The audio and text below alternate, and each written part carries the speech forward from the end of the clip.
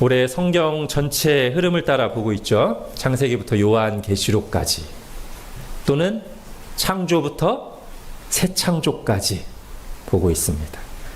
그래서 중요한 본문들을 선택해서 제가 설교를 하고 있고, 중간중간에 필요할 때 이 흐름을 이제 말씀드리고 있어요. 오늘이 또 딱 흐름을 말씀드릴 타이밍이라 제가 간략하게 전합니다. 우리가 9월 달까지 구약 성경을 봤고요. 10월부터 신약 성경을 하고 있습니다. 아주 단순하게 말하면 구약은 예언이고 신약은 성취입니다. 그럼 뭐에 대한 예언이고 성취일까요? 예수 그리스도와 그분이 이루실 하나님 나라입니다. 이것이 성경 전체를 관통하는 주제예요. 그러니까 구약 성경은 앞으로 오실 그리스도와 그분께서 하나님 나라를 세우실 것을 예언한 것이고, 신약 성경은 바로 그 예수 그리스도께서 오셔서 하나님 나라를 성취하시고 시작하셨음을 기록한 말씀입니다. 자, 10월 한 달 동안 복음서를 봤어요. 이 신약 성경 맨 앞에 나오는 4권, 마태, 마가, 누가, 요한복음을 봤어요. 5주간. 복음서는 그야말로 가장 직접적인 예수님 이야기입니다. 예수님이 오셔서 구약의 모든 말씀을 성취하시는데, 탄생하시고 또 공생의 기간 동안, 즉 메시아로서, 그리스도로서 공적인 삶을 사시는데 천국 복음을 선포하시고 치유와 기적을 베푸신 일들, 제자들을 양육하신 일들을 살펴봤고요. 마지막에는 그 공생의 클라이막스로서 우리를 대신하여 십자가를 지시고 하나님께 버림받으시고 심판받으신 일과 그 이후에 부활하신 것까지 살펴봤습니다. 전체가 다 이 땅 위에 오신 그리스도의 이야기입니다. 자, 이제 오늘부터는, 그러니까 성경으로는 사도행전부터는 예수님이 승천하신 이후의 이야기를 다루고 있습니다. 이제 예수님은 하늘 보좌에 계시고, 물론 성령으로는 우리와 함께 계시지만 하늘 보좌에 계시고, 이 땅에는 그분의 몸이라고 하는 교회가 있습니다. 그래서 이제부터는 교회 이야기입니다. 예수님 이야기 끝나고 교회 이야기가 아니고, 지금까지는, 그러니까 복음서에서는 예수님께서 친히 이 땅에 오셔서 하신 일들이었고, 앞으로는 천상에 계신 그리스도께서 이 땅 위에 있는 그분의 몸된 교회를 부르시고 함께 하시며 여전히 당신의 뜻을 이루어 가시는 하나님 나라를 완성해 가시는 이야기입니다. 자, 이렇게 중요한 변화에서 빼놓을 수 없는 분이 있으니 성령님입니다. 삼위일체의 하나님 가운데 하나이시고 믿는 사람들 안에서 일하시는 성령 하나님입니다.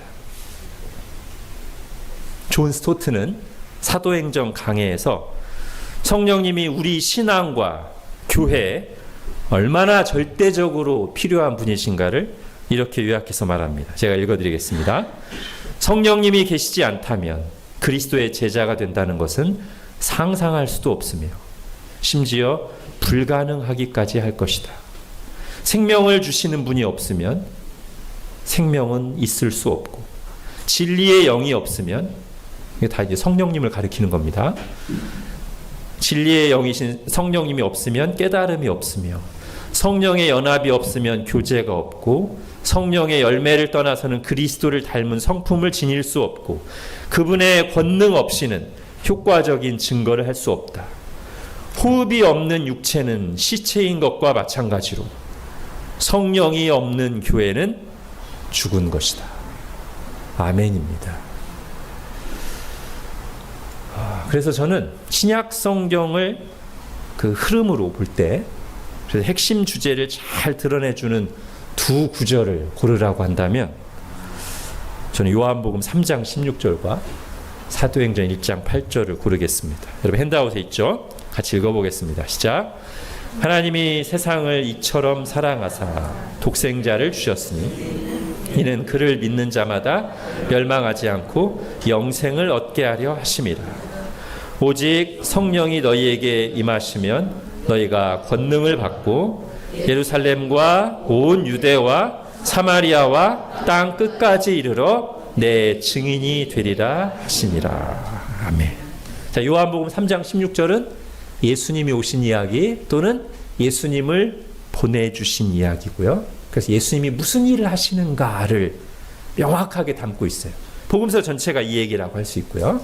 사도행전 1장 8절은 그거와 비교할 때 성령님 오신 이야기 또는 성령님이 보내주신 이야기고, 성령님이 오셔서 무슨 일을 하시는가에 대한 이야기입니다. 이게 이제 사도행전 이후에 모든 신약 성경을 요약하는 내용이라고 할 수 있습니다.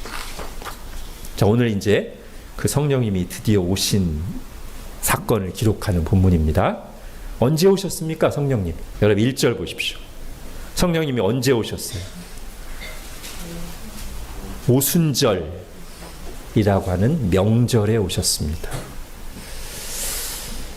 자, 오늘 그 성령님이 왜 오셨는지를 오늘 본문에서 두 가지를 가지고 좀 살펴보려고 합니다. 하나는 오순절 날에 오셨다는 것을 가지고 성령님이 오신 이유를 생각해보고, 또 하나는 이날 성령님이 오셨을 때 일어난 독특한 현상들을 통해서 성령님이 오신 이유를 생각해 보려고 그래요. 두 가지로. 자, 먼저 첫 번째, 오순절 날에 성령님이 오셨다는 사실을 한번 생각해 보겠습니다. 자, 오순절은 이스라엘 3대 명절 중 하나예요. 3대 명절 뭐죠? 유월절, 오순절, 초막절입니다. 자, 근데 성령님이 오순절에 오셨어요. 왜 오순절에 오셨을까요? 기왕 오시는 거 좋은 날에, 명절날에. 명절날에 오시면 사람들이 많이 모여 있으니까 그것도 약간의 이유일 수는 있습니다. 그러니까 이단들처럼 어디 구석에 모여가지고 자기들끼리만 비밀스럽게 하고서 와 이랬대 뭐 그러는 게 아니고, 정말 수많은 증인들이 모여 있을 때 드러나게 오셨어요. 근데 만약에 사람이 많이 모일 때 오는 것만 목적이면 그럼 성령님은 6월절에 오셔도 되고 초막절에 오셔도 되는 건가? 아니에요. 성령님은 이 3대 명절 중에 오순절에 오셔야 돼요. 자, 오순절에 오신 이유를 한번 생각해 보겠습니다. 자, 먼저 여러분, 제가 아까 앞에서 구약과 신약을 비교할 때 구약은 뭐라고 했어요? 예언, 신약은 성취라고 했습니다. 근데 구약에서 제가 단순하게 예언이라고 말씀드렸는데, 앞으로 오실 예수 그리스도와 하나님 나라를 구약이 예언하는 방식이 사실 다양해요. 말로 하는 게 있어요. 그게 우리가 좁은 의미로 말하는 예언이죠. 말로 앞으로 이런 일이 있을 것이다. 예수님이 베들레헴에 태어나실 것이다. 처녀의 몸에서 태어나실 것이다. 이렇게 말로 하는 예언이 있고요. 또 하나는 예표라는 게 있어요. 좀 풀어서 말하면 예고편, 미리 보기, 상징, 이런 것. 그래서 말이 아니라 어떤 사람이나 사건이나 어떤 의식을 통해서 장차 예수님께서 오셔서 하나님 나라를 이루실 것을 모델하우스처럼 다 미리 보여주는 거예요. 그 중에 뭐가 있냐면 이스라엘의 종교 의식들이 그렇습니다. 예를 들면 제사, 속죄제사, 화목제사, 이런 제사들이 예수님의 우리를 죄를 대신해서 하나님과 화목시키는 역할을 할 것이다 라는 것을 예표로, 미리 보기로 보여주는 것이고요.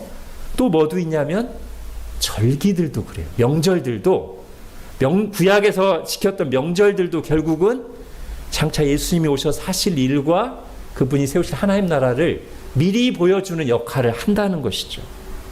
그래서 예수님이 언제 십자가에 달려 죽으셨어요? 예수님도 그냥 아무 때나 십자가에 달려 죽으신 게 아니라 어떤 명절에? 아까 3대 명절 중에 맨 첫 번째 나오는 6월절에 십자가에 달려 죽으셨어요. 그 말은 6월절은 예표고 예언이고, 예수님이 6월절에 십자가에 달려 죽으신 것은 그것에 대한 뭐다? 성취라는 거예요. 어떻게 성취하셨어요? 여러분, 6월절이 어떤 명절이에요? 6월절은 우리나라 광복절하고 약간 비슷한데 일종의 해방절 또는 구원절입니다.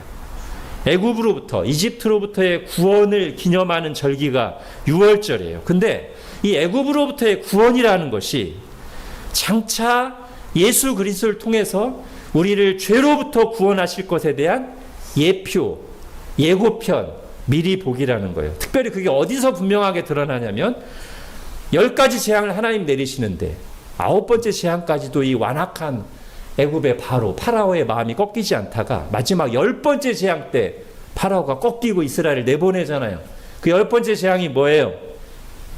각 집마다 또는 모든 짐승까지 포함해서 첫 번째 아들, 첫 번째 새끼를 다 죽이는 심판이에요. 그런데 이 심판을 내리시는데 하나님께서 이스라엘 백성에게 뭐라고 명령하셔요? 어린 양 한 마리를 잡아서 문에다가 이렇게 어린 양의 피를 발라라. 그러면 내가 애굽 전역을 심판할 때 뭐를 보고? 그 어린 양의 피를 보고 어떻게 하신다? 넘어서 지나가신다. 이거 한자로 하면 유월하신다. 영어로 패스 오버 하신다. 그래서 유월절이에요. 여기서 이 모든 사람이 사실은 심판을 받아야 되는데 죄 때문에. 뭐 때문에 심판을 안 받고 구원을 받았어요? 유월절 어린 양의 피 때문에. 이 유월절 어린 양이 누구를 상징하는 거예요? 예, 우리 대신 십자가에서 피 흘려 죽으실 예수 그리스도를 상징하는 거란 말이죠. 그래서 원래 종교 지도자들이 예수님이 군중들에게 인기가 많으니까 6월절 막 사람들 바글바글 할 때 예수님 잡으려다가 큰일 날 수 있잖아요. 오히려 자기들이 군중들한테 돌에 맞을 수 있잖아요. 그러니까 원래 종교 지도자들은 명절을 피하려고 했어요. 우리 6월절 피하자. 6월절 명절 지나고 나서 예수님 어떻게 해보자 라고 했는데 하나님의 섭리 가운데 갑자기 제자 중 하나인 가룟 유다가 예수님을 배반하고 팔아넘기는 바람에 아유 뭐 굴러들어온 떡인데 그럼 이럴 때 우리가 해야지 하고서 종교 지도자들이 예수님을 체포하고 잡아넘기고 보니까 그때가 언제예요? 6월절이에요. 그래서 예수님이 6월절에 십자가 달려 죽으셨습니다. 즉 예수 그리스도의 십자가 죽음이 6월절의 진정한 성취였다는 것입니다. 성령님이 오순절 날에 오신 것도 이런 맥락에서 봐야 된다는 거예요.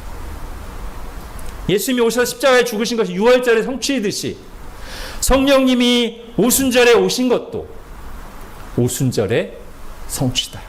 이렇게 봐야 된다는 거죠. 자, 그럼 오순절이 어떤 날인가? 여러분 되게 그 명절의 이름 속에 그 명절의 의미가 담겨 있어. 아까 제가 6월절, 그죠? 넘어 지나가는, 그래서 구원이 임하는 절기잖아요. 오순절도 그 이름 속에 의미가 다 담겨 있습니다. 그런데 이 오순절을 가리키는 이름이 세 개가 있어요. 오순절, 칠칠절, 또 하나 맥추절. 이게 다 같은 날을 가리키는 거예요. 자, 먼저 앞에 오순절하고 칠칠절은 숫자예요. 기간을 나타내는 거고요.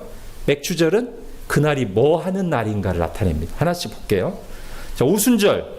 오순이 뭐예요? 숫자로? 50, 그죠? 우리 그 한 달 30일인데 앞에 열흘을 뭐라고 해요? 이달 상순. 중간 열흘을 이달 중순. 마지막 열흘 하순 하잖아요. 순이 우리말로 10이라는 뜻이에요. 오순절. 다른 말로 하면 51절입니다. 아까 77절도 같은 말이에요. 77절 해보세요. 일주일이 7번. 77에 49. 그래서 그 다음 날까지 해서 50일이다. 성경에 이렇게 나와요. 같은 말이에요. 그래서 51절이에요.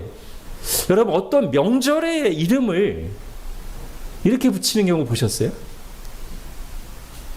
이걸 한번 생각해 봐야 돼요. 그러면 지금 이 오순절이라는 명절은 그 이름에서부터 뭔가를 바라보게 해요. 그게 50일인데 뭐로부터 50일인가를 생각하게 한단 말이에요. 그럼 뭐로부터 50일일까요? 6월절. 6월절 기간에 그 6월절 기간에는 안식일 다음 날 첫 보리 이삭을 드려요. 그때로부터 50일 뒤입니다. 그러니까 이 오순절이라는 명절은 6월절에 근거한 명절이에요. 6월절이라는 게 없으면 오순절도 있을 수가 없어. 왜? 이름 자체가 6월절로부터 50일절이니까요. 그죠? 이걸 하나 생각하셔야 되고요. 일단 오순절은 6월절과 연결되는 절기다. 6월절에 기반한 절기다. 6월절이 있어야만 나오는 절기다. 이게 첫 번째. 두 번째는 그럼 그날에 뭐 하는 날인가? 또 하나 이름이 뭐라고 했어요? 맥추절. 밀맥, 추수할 추. 예, 밀을 추수하는 절기. 말하자면 구약의 추수감사절입니다. 자, 이걸 이제 합쳐서 그럼 오순절이 어떤 날인가?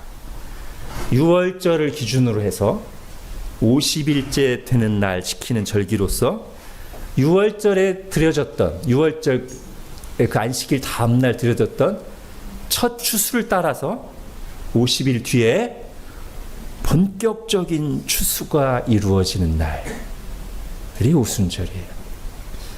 자, 이게 아까 우리가 6월절을 영적인 의미로 해석했잖아요. 예수님이 십자가 달려 죽으신 날이잖아요. 신약에서는 예수님이 십자가 달려 죽으시고 안식일 다음 날 뭐 하셨어요? 부활하셨죠. 그리고 그 예수님을 첫 열매라고 표현합니다. 여러분 고린도전서 15장 같이 읽을게요. 시작. 그러나 이제 그리스도께서 죽은 자 가운데서 다시 살아나사 잠자는 자들의 첫 열매가 되셨도다. 사망이 한 사람으로 말미암았으니 죽은 자의 부활도 한 사람으로 말미암는도다. 예, 이 6월절 예수님의 십자가와 부활을 근거로 해서 50일 뒤에 이제 본격적인 추수, 어떤 추수? 영적인 추수가 일어나는 것이 오순절이란 말이에요. 그리고 바로 그 예수님을 믿고 구원받는 영적인 추수를 본격적으로 하시기 위해서 오신 분이 누구다? 성령님이다. 오순절에 그래서 성령님이 오신다. 아까 제가 앞에서 인용한 존 스토트의 말을 다시 정리해서 말하면 이제 성령님이 오셔서 예수 그리스도께서 6월절 날 성취하신 그 일을 우리에게 적용하심으로써 진리를 깨닫고 거듭나서 영원한 생명을 얻고 예수 그리스도와 연합하여 교제가 일어나고 예수님을 닮아가는 성화의 열매가 맺히며 예수 그리스도를 전하는 증인이 되게 하고 예수님을 따르는 제자로 살게 하며 교회를 살아있는 교회가 되게 하는 이 모든 일을 누가 하신다? 성령님이 하신다. 다시 더 분명하게 말씀드리면 이제 예수님이 오셔서 십자가 지시고 부활하시고 다 성취하셨으니까 우리 한번 잘해봅시다. 안 된다는 거예요. 우리 힘으로는. 그게 안 돼요. 반드시 누가 오셔서 우리를 깨우치시고 말씀을 깨닫게 하고 거듭나게 하고 예수님이 믿어지게 하고 교회로 모이게 한다고요? 성령님의 능력으로만 된다는 거예요. 그러려고 오순절에 성령님이 오셨어요. 그래서 예수님의 십자가 죽으심이 6월절의 성취이듯이 성령님의 오심은 오순절의 성취다. 자, 오늘 본문에서 성령 충만함을 받은 베드로와 사도들도 그걸 분명하게 전합니다.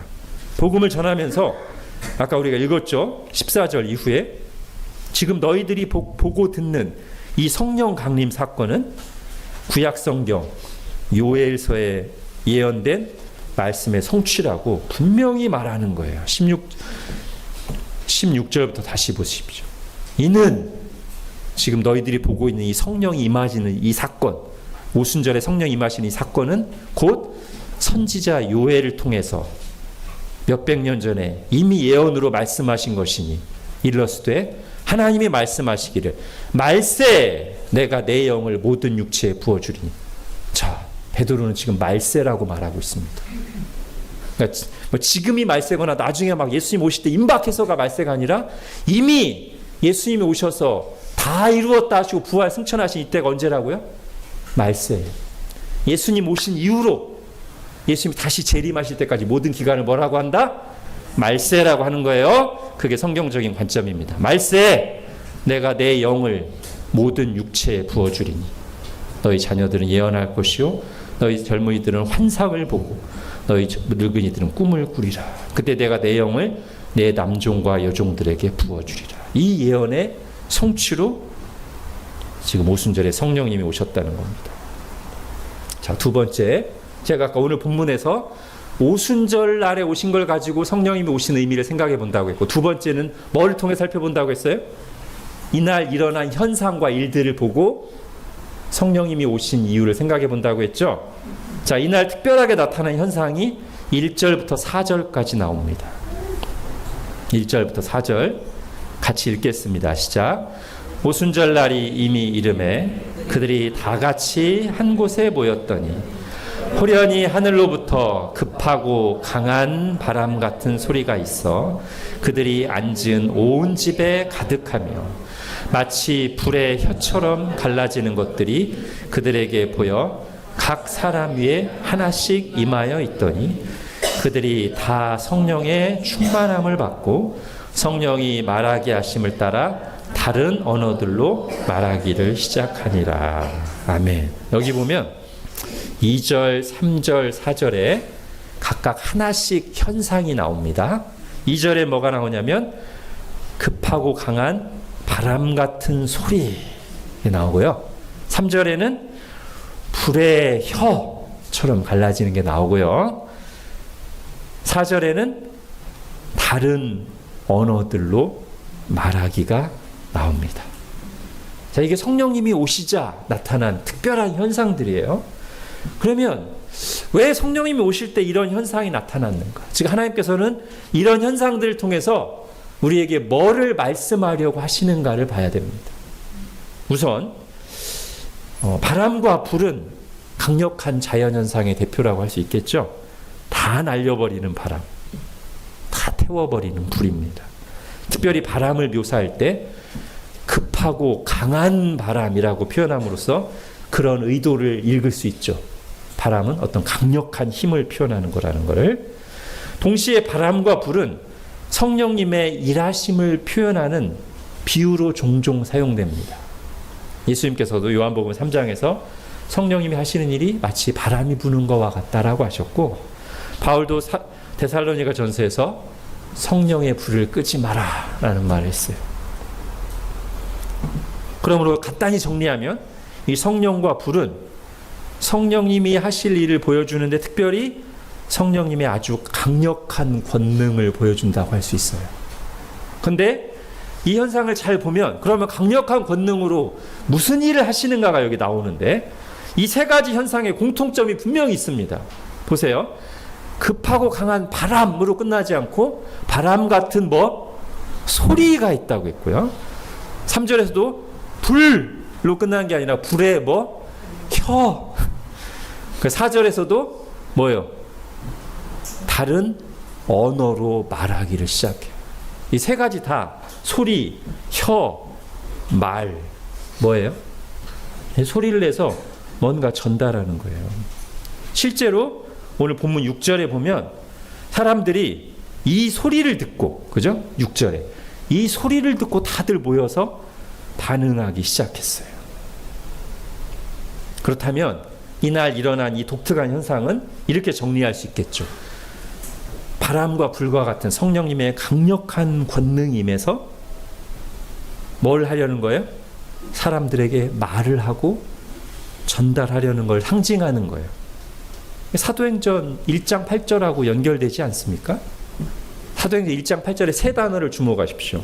성령이 너희에게 임하시면 너희가 권능을 받고 예루살렘 온 유다 사마리아 땅까지 이르러 내 증인이 되리라. 오순절 날에 성령님이 오셔서 바람과 불과 같은 권능의 모습을 상징적으로 보여주었고 그게 결국 뭐 하라는 거예요? 소리와 혀와 말로 증인이 되게 하려는 거란 말이죠.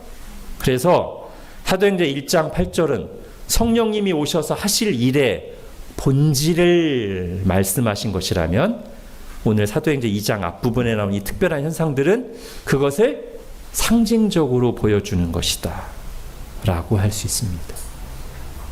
그래서요, 우리가 이 현상과 본질을 구분해야 돼요. 자, 성령님이 오시는 의미를 밝혀주기 위해서 오순절에 오셨고, 앞서 말한 이런 특별한 현상들이 있었잖아요. 이거는 성령님이 오신 이유를 우리에게 가르쳐 주시기 위해서 하신 것이니까 그걸 보고 성령님이 오순절의 성취구나. 성령님은 우리에게 권능을 주셔서 예수님의 증인되게 하시는구나 라는 걸 그걸 보고 깨달으면 되는 것이지 이걸 보편화시키면 안 된다고요. 즉 어떻게 하면 안 되냐면 오순절이라는 날이 성령님이 특별히 오시고 역사하시는 날이구나. 앞으로 오순절 때마다 성령님의 역사를 기대하는 이런 식으로 가면 안 되고, 또 하나는 성령님이 역사하실 때마다 막 바람이 불고 막 불이 떨어지고 막 방언을 하고 이런 일들이 나타나야 되는구나 라고 생각하면 안 된다는 거예요. 이 오순절날 오신 것과 이런 현상들은 성령님이 오신 이유, 성령님이 오셔서 하실 일이 뭔가를 우리에게 가르쳐 주시기 위한 거니까 그건 이제 됐어요. 이제 앞으로 성령님이 오셔서 우리에게 계속할 본질적인 일은 뭐예요? 이걸 통해서 보여주시는 거. 성령님이 믿는 자들 안에 오셔서 예수님을 믿게 하고 영적인 능력을 주셔서 예수님의 증인으로 살게 하십니다. 그걸 어디까지? 이제 이스라엘 안에만 머무르는 게 아니라 예루살렘과 온 유대와 사마리아와 땅끝까지 모든 민족에게까지 보편적인 교회가 세워지게 하기 위해서 성령님이 오셨다는 겁니다. 그리고 오늘 본문에 보면 그 일이 일어나잖아요. 성령 충만을 받은 사도들이 성령님의 능력으로 예수님을 전하잖아요. 그때 그 자리에 있던 사람들이 회개하고 예수님 믿잖아요. 이게 사도들의 능력으로 된 게 아니라는 거예요. 이날 임하신 누구의 권능으로 된 거예요? 성령님의 권능으로 된 거예요. 그러니까 잘못 적용해서 성령님이 임하시니까 여기 지금 뒤에는 방언이라고 표현됐지만 이렇게 하면 사람들이 헷갈리고 4절에 나오는 다른 언어, 각국의 언어거든요. 외국어예요. 여기 지금 사도행전 2장에 나오는 방언이라고 표현된 게 각국의 외국어입니다. 그럼 선교사님들이 성령 충만하면 언어 공부가 필요 없어지겠다. 그러라고 성령님 주신 게 아니라는 거예요. 오히려 오순절 성령 강림의 올바른 적용은 뭐예요? 성령님이 오셔서 보여주신 것은 모든 언어로 모든 민족에게 예수 그리스도를 전파하는 것이, 그걸 위해서 우리에게 영적인 능력을 주시는 것이 성령님을 보내주신 의도이니, 우리가 우리 자신에게만 마음이 좁아져서 머물러 있지 않고 이 하나님의 마음을 품고 우리에게 성령님이 주신 이유를 알아서 어찌하든지 성경을 잘 배워서 내 주변 사람들로부터 시작해서 할 수만 있다면 주님 우리를 보내시는 모든 민족에게 나가서 예수님을 전해야 되겠다. 이런 마음을 품고 헌신하는 게 제대로 성령님이 임하신 결과고요. 이걸 좀 더 확대해서 적용하면 성령 충만하면 공부고 계획이고 노력이고 다 필요 없고 그냥 성령님의 능력으로 아자아자 아니라는 거예요.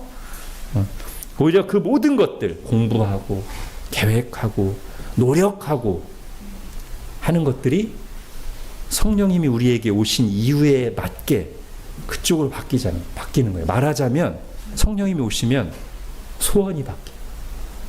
삶의 목적과 방향이 바뀌어야 돼요. 어느 쪽으로? 예수님을 드러내고 증거하는 쪽으로, 하나님 나라를 성취하는 쪽으로.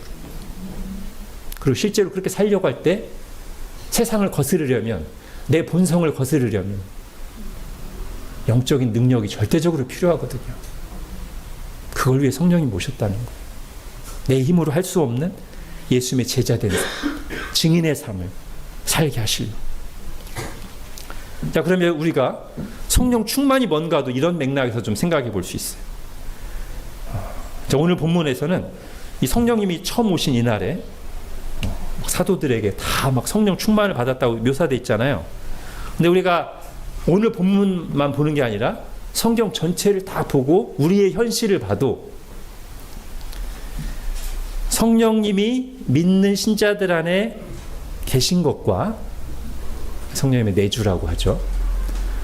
성령 충만한 것이 꼭 일치하는 건 아니다. 무슨 말이냐면 모든 참된 신자들 안에 성령님이 계세요. 이런 현상이 없어도 내가 이미 예수님을 믿는 것, 믿어지는 것 자체가 성령님이 역사하셔서 성령님이 오셔서 믿는 거예요. 그러니까 예수님 믿는 사람들 안에 성령님이 계세요. 절대 떠나지 않으셔요. 늘 내 안에서 일하십니다. 그러니까 우리가 감사해야 돼요. 그러나 성령님이 계시다고 해서 모든 신자들이 다 성령 충만하냐? 그건 아니라는 거예요. 성령님은 계시지만 성령 충만하지 않을 수 있어요. 그리고 신앙생활에서는 성령 충만하냐 아니냐에 따라서 신앙의 질 차이가 많이 나요, 사실. 성령 충만할 때는 말씀이 마음으로 동의가 돼요. 아멘. 신앙생활이 막연하거나 답답하지 않고 성경에서 말하는 것들을 실제로 경험하고 맛봅니다. 성령 충만할 때는 온전하진 않더라도 기본적으로 순종의 삶을 살아갑니다. 그러나 성령 충만하지 않을 때는 달라요. 말씀이 잘 들리지 않습니다. 하나님 말씀이 다른 게 아니라 부담돼. 영적으로 무기력하고요. 스스로가 생각하기에도 신앙생활이 답답하고 흐릿해요. 성경에서 말하는 신앙이 남 얘기 같아요. 은밀한 죄에 계속 끌려다닙니다. 심한 경우는 자신이 구원받았는지조차 확신이 없고 흔들릴 수가 있어요. 분명히 구원받은 신자인데 성령님이 그 안에 계시는데도 자기가 구원받았는지조차 막 흔들릴 만큼 그럴 수 있어요. 안타까운 상태죠. 그죠? 그러니 성령 충만은 신자가 반드시 추구해야 될 모습이고, 그러니 우리의 날마다의 최우선적인 기도 제목 중 하나가 돼야 돼요. 하나님 저를 성령 충만하게 해주십시오. 자, 그럼 성령 충만이 뭘까요? 일단 표현 그대로만 가져오면 성령님으로 가득 찬 거죠. 그죠? 충만하니까. 근데 이제 의미를 좀 해석이 필요해요. 성령 충만하다는 것은 뭐냐면, 그러니까 다른 것으로 충만하지 않고 성령님으로 충만해요. 그 말은 다른 것들의 지배와 영향이 아니라 온전히 누구의 지배를 받는 상태예요? 성령님의 지배를 받는 상태. 이게 성경이 말하는 성령 충만의 가장 기본적인 개념입니다. 자, 다른 것들이라 하면 내 육체의 죄성, 악한 영들, 그 다음에 세상의 풍조, 그런 것에 지배를 받는 거거든요. 근데 많은 사람들이 그런 것들의 지배를 받고 살면서, 그런 것들의 영향을 절대적으로 받고 살면서 자기는 자기 뜻대로 사는 거라고 착각해. 이 세상에서 막 광고를 하고 유행하니까 거기 내 마음이 거기에 세뇌돼가지고 그게 좋아서 그거 따르는 건데, 내가 그걸 원해. 그게 자기인 줄 착각해.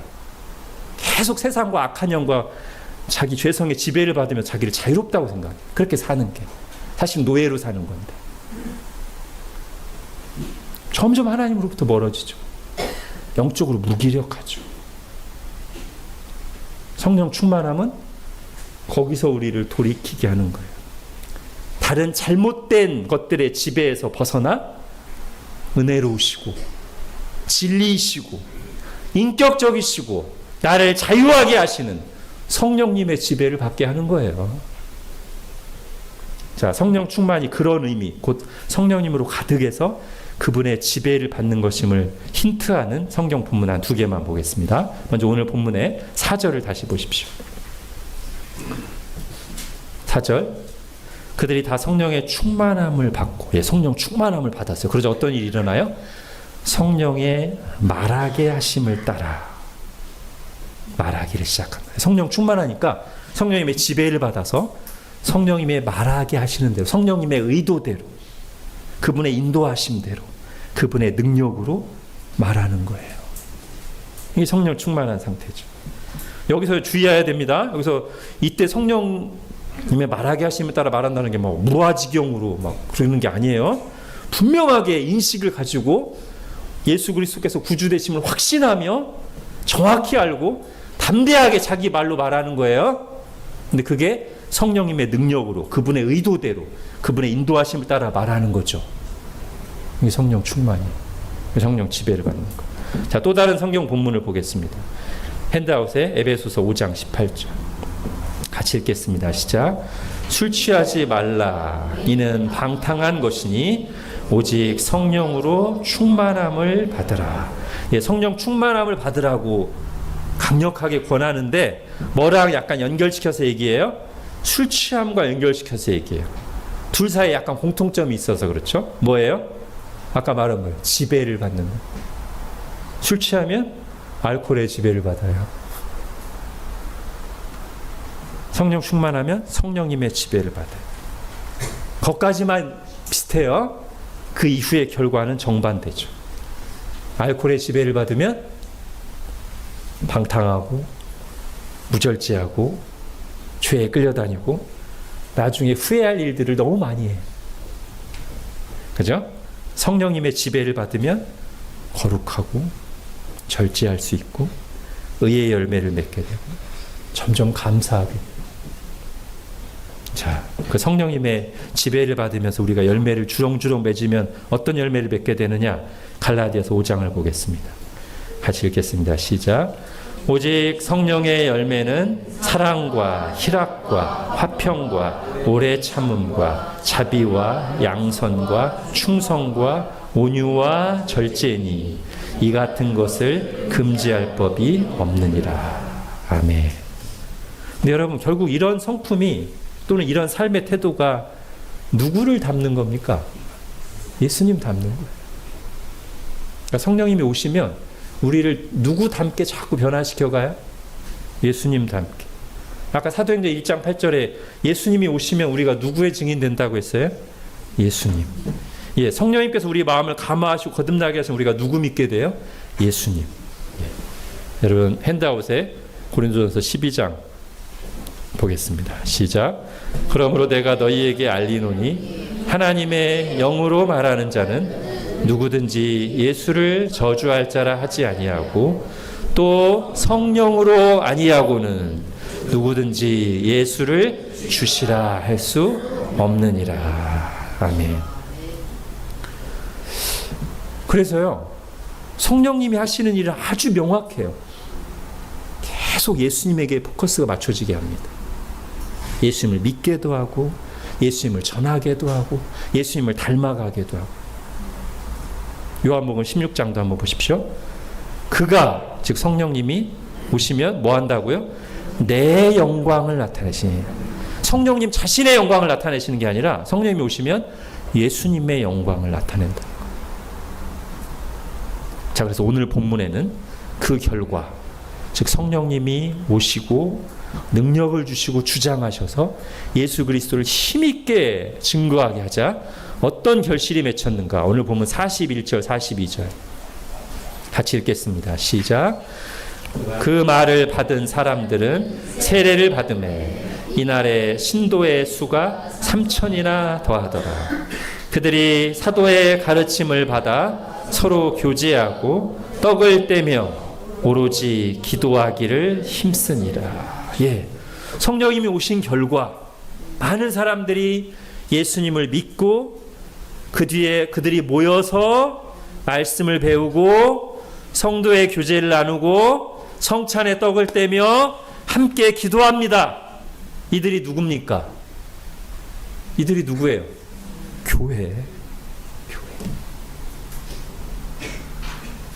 결국 오순절에 성령님이 오심으로써 뭐가 생겨나는 거예요? 교회가 생겨나는 거예요. 여기까지 가야 됩니다. 신약 시대의 교회가 본격적으로 시작되는 거예요. 교회를 우리가 다른 말로 뭐라고 그래요? 그리스도의 몸이라고 하죠. 성령님이 오셔서 예수님을 믿게 하고 예수님을 전하게 하고 예수님을 닮게 하고, 근데 그걸 혼자 하는 것이 아니라 성령의 은사를 각 사람에게 나눠줘서 그 은사를 가지고 서로 섬기는 성도의 교제를 나누게 하심으로써 그리스도의 몸인 교회를 이루어가게 하시려고 성령님이 오셨다. 그래서요, 이렇게 말할 수 있을 것 같습니다. 아주 단순하게 말하면 성령 충만은 예수 충만이다. 또한 성령님이 그 예수님을 증거하기 위해서 예수님을 주제로 쓰신 책이 있어요. 뭡니까? 성경. 자, 요한복음 5장 39절 읽겠습니다. 시작. 너희가 성경에서 영생을 얻는 줄 생각하고 성경을 연구하거니와 이 성경이 곧 내게 대하여 증언하는 것이라. 예. 성경이 어떻게 쓰여졌어요? 사람이 썼지만 누구의 감동으로? 성령님의 감동으로, 성령님의 영감으로 썼어요. 그러니까 궁극적인 저자가 성령님이에요. 그런데 그 성령님이 저자여서 쓰신 책, 성경의 주제가 뭐다? 예수님이다. 그러니 예수님을 믿고 증거하고 닮게 하신 성령님은 또한 우리를 어디로 인도하실까요? 성경 말씀으로 인도하시죠. 다시 종합해서 정리하면 이겁니다. 성령 충만은 다른 것들의 잘못된 지배에서 벗어나 우리가 성령님의 지배를 받게 하는 것인데, 성령님의 은혜롭고 진리에 기초한 인격적인 자유케 하시는 지배를 받게 하는 것인데, 그 성령님의 충만은 우리를 어디로 향하게 한다? 예수님과 말씀으로, 예수 충만, 말씀 충만의 모습으로 나타난다는 거예요. 그걸 추구하는 거룩한 소원이 일어나요. 성령으로 충만하면. 그러니까 성령 충만이라는 것은 막 쉰 목소리를 깔면서 할렐루야 하는 것도 아니고요. 막 손으로 막 성령 받아라 하면서 뭐 성령이 장풍처럼 쏘면서 사람 쓰러뜨리는 것도 아니고, 그 사람은 성령의 지배를 받게 하는 게 아니라 성령님을 지배하는 것 같아요. 그죠? 아주 신성모독적인 언행입니다. 또는 성령만 강조하면서 예수님 얘기를 별로 안 한다? 이것도 의심스러워. 왜냐하면 오늘 내내 살펴본 게 뭐냐면 성령님이 오시면 예수님을 증거하게 돼 있거든요. 예수님께로 향하게 돼 있거든요. 근데 성령만 자꾸 얘기하고 예수님 얘기를 별로 안 한다? 이것도 저는 약간 의심스럽습니다. 또 성령 충만이 무슨 직통계시를 받는 거 아니에요. 성령님이 저자인 책이 뭐라고요? 성경. 그러니까 성령님을 받으면 성경으로 향해야지, 성경 덮어놓고 막 자꾸 직통계시 받으려고 하는 것도 성령 충만하고 별로 맞는 거 아닙니다. 또 뭐 혼자 막 주관적으로 막 이것도 아니에요. 성령님이 오시면 뭐가 형성돼요? 교회가 형성돼요. 성도의 교제가 일어나요.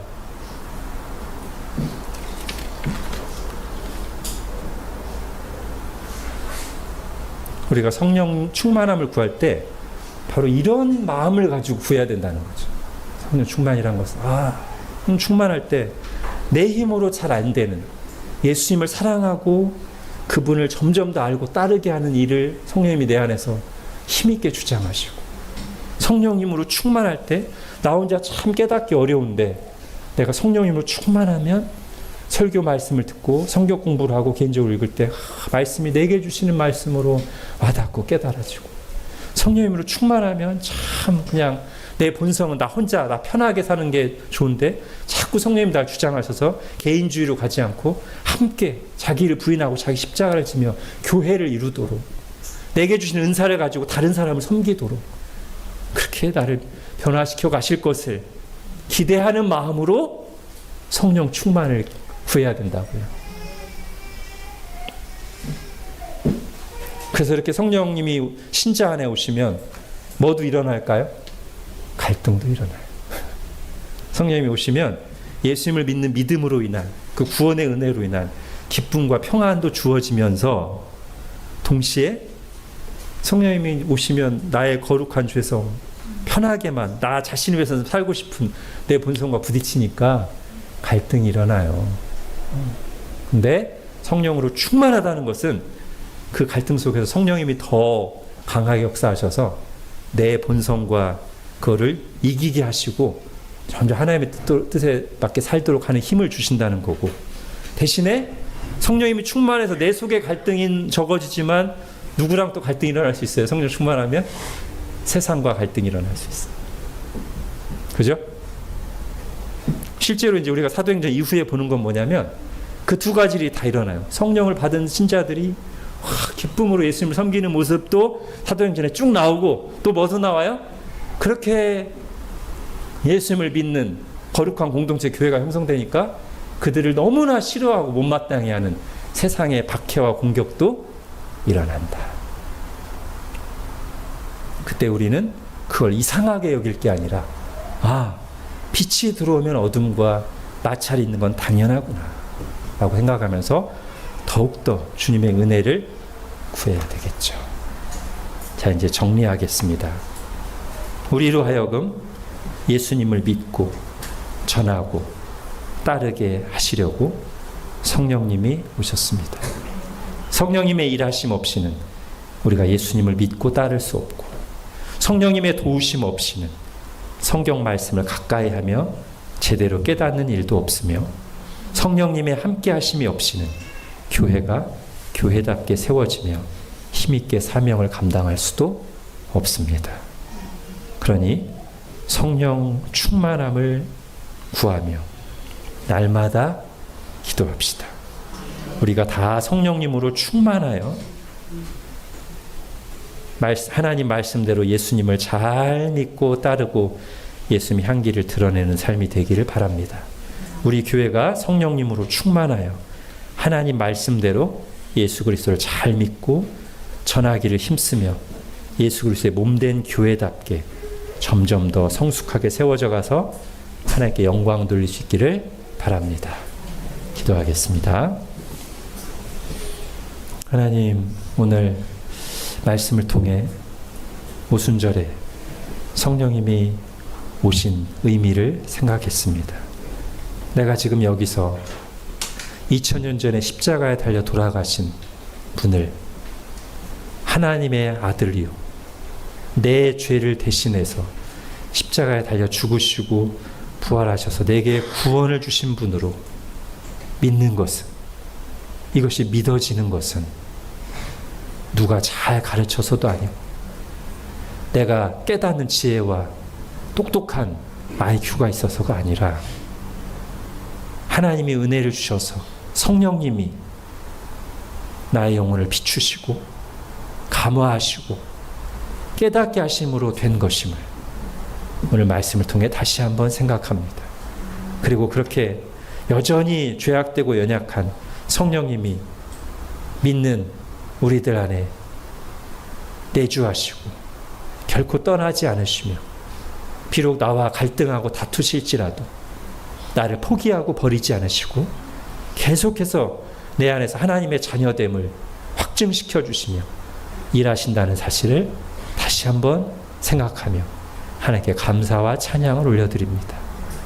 우리가 이 성령님의 은혜롭고도 진리에 따라 인격적이며 자유케 하시는 성령님의 지배를 받기를 원합니다. 다른 것들, 언뜻 보면 내 마음대로 하는 것 같지만 나의 왜곡된 죄성과 이 세상의 유행과 그 배후에서 역사하는 악한 영을 따르는 그런 지배를 받으면서, 그래서 하나님께는 제대로 반응하지 못하고 영적으로 무기력하게 있으면서 그게 자유인 것처럼 내 뜻대로 사는 것처럼 하는 그 착각에서 벗어나 정말로 우리를 자유케 하시고 나로 사랑의 길, 생명의 길, 진리의 길로 가게 하시는 성령님의 지배를 받기를 원합니다. 그런 성령 충만함을 우리에게 날마다 베풀어 주옵소서.